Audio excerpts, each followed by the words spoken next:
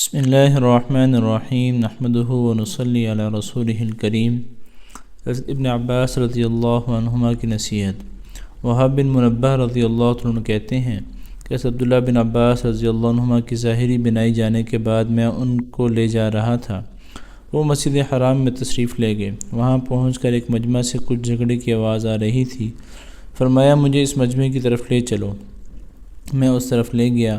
وہاں پہنچ کر آپ نے سلام کیا۔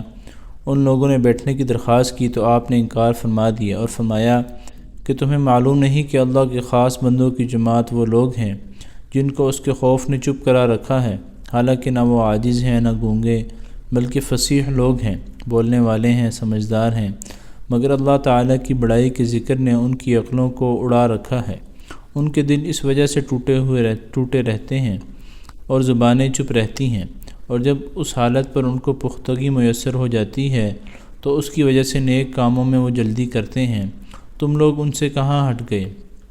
وہاب رضی اللہ عنہ کہتے ہیں کہ اس کے بعد میں نے دو آدمیوں کو بھی ایک جگہ جمع نہیں دیکھا۔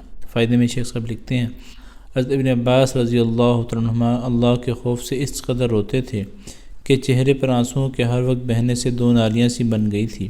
اوپر کے قصے میں حضرت ابن عباس رضی اللہ عنہما نے نیک کاموں پر اہتمام کا ایک سہل نسخہ بتلایا کہ اللہ کی عظمت اور اس کی بڑائی کا سوچ کیا جائے کہ اس کے بعد ہر قسم کا نیک عمل سہل ہے اور پھر وہ یقیناً اخلاص سے بھرا ہوا ہوگا۔